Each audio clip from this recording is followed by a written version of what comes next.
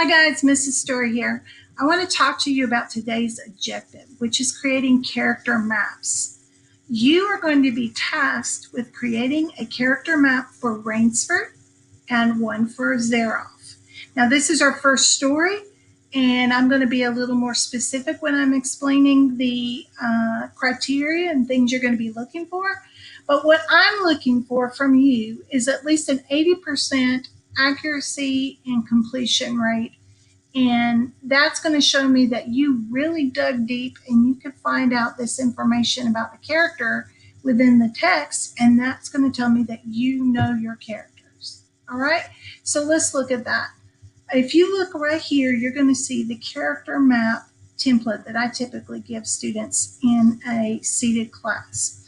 Now, before I get started talking with this, I want you to know that characterization is probably the most important literary device authors use, because if they make their character interesting or exciting or devious or whatever it is, if they do that job well, we care about the character. Either we love them or we hate them. And that's what makes us care about a story. So you need to understand the elements of indirect characterization, which I'm going to review again here in a moment. But this map right here on the screen is basically what you're going to see. Now you're going to pull this PDF up to find out exactly where everything goes. But if you look here in the top left quadrant, it says what the character says and does. This top left square is where you're going to put everything that the character says that you feel like is relevant to demonstrating elements of their character, and you're going to put the important things that they do that you think demonstrates elements of their characters. Down in the left quadrant, we're going to look at how the character looks and feels. Now, one thing you should understand as well is through the course of a story, a character might change how they look and feel about things. And so this box is going to be filled up maybe with different things. So you're going to look at how the character looked at the beginning, how they look in the middle, how they look at the end, how they feel.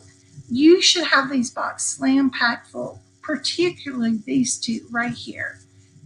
The box on the top right is what other characters think about our character that we're evaluating.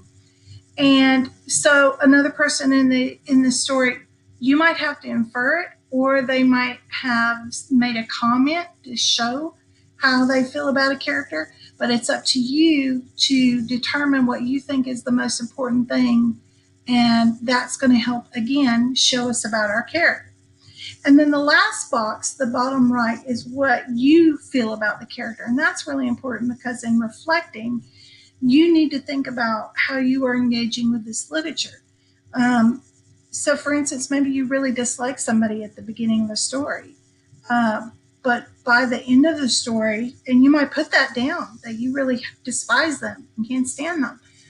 But by the end of the story, you have seen the different things they've gone through and you realize, oh, this is why this person is like that. And they're not really bad.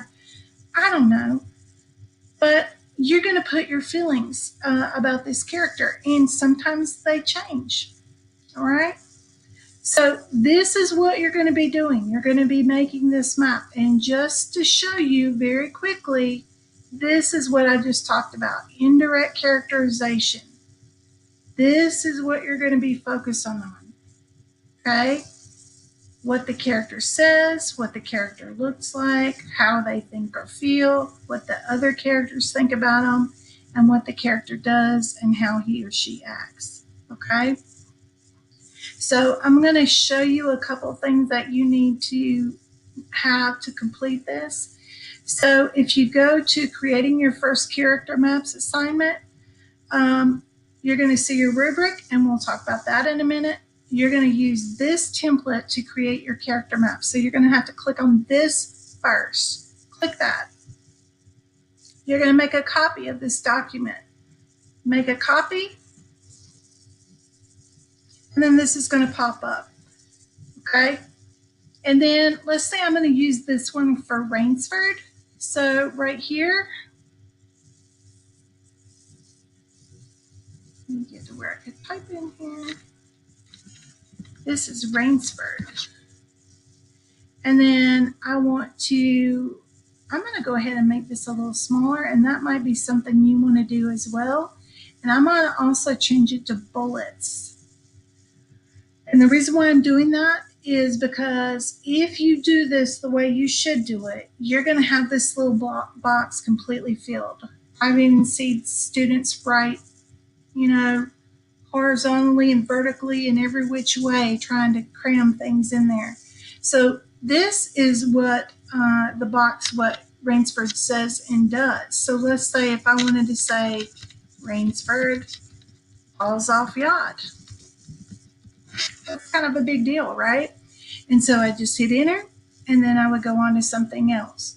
This is the box for says and does. This is the box for looks and feels. This is the box for what other characters think. And this is the box for what I think. So I'm just going to start filling up these boxes. And by the time we're finished with this and we're ready to have our discussion, you're going to have a really good idea of what you think this character is like, because of the indirect characterization that you have been searching for to create this map. And when you do this map, it's going to help you to start doing this all the time when you're reading a text, okay? So this is what you're creating, and you're going to be submitting this to me. I've included a rubric for you. I'm going to include the PDF with the original character map and all the different things you're going to be looking for. If you have any issues, email me and I'll get right back in touch with you as soon as possible. Okay? Any questions, you know where to find me.